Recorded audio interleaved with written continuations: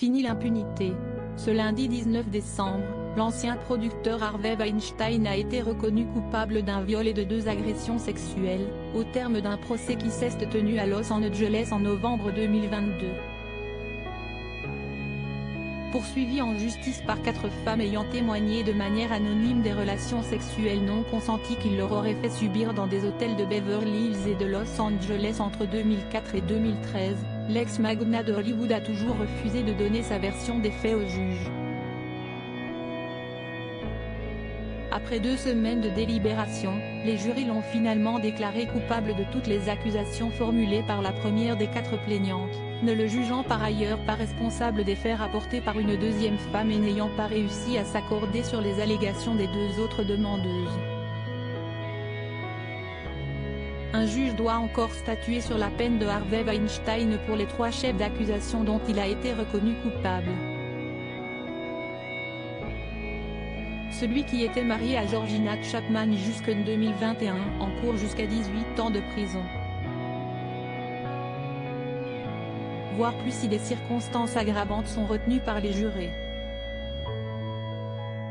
Supérieure à Julie Gaillet, Sophie Marceau, Marlène Schiappa, retour sur leur engagement pour les droits des femmes. Harvey Weinstein condamné aux États-Unis et au Royaume-Uni en 2020, le producteur de The Artist avait déjà été condamné par la justice new-yorkaise à 23 ans de prison pour viol et agression sexuelle. Harvey Weinstein avait par la suite été autorisé par la Cour suprême à faire appel de cette décision, ce qui a mené à ce procès, soldé par une victoire partielle mais importante des victimes. Le septuagénaire a également été inculpé au Royaume-Uni, en juin 2022, pour des agressions sexuelles remontant à 1996.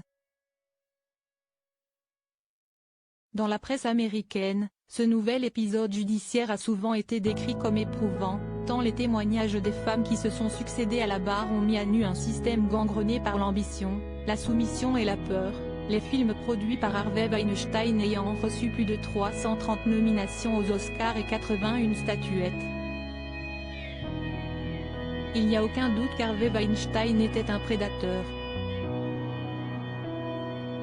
Et comme tous les prédateurs, il avait une méthode, a ainsi lancé la procureure Marlena Martinez dans son réquisitoire rapporté dans Le Monde, appelant les jurés à mettre un terme à son règne de terreur. Avec le mouvement #MeToo apparu en octobre 2017, près de 90 femmes, dont Gwyneth Paltrow, Jennifer Aniston, Angelina Jolie, Rosanna Arquette ou encore Rose McGowan, ont pris la parole contre lui pour dénoncer des faits de harcèlement sexuel, d'agression sexuelle ou de viol, remontant parfois à 1977. Crédit photo, Bakery du SA.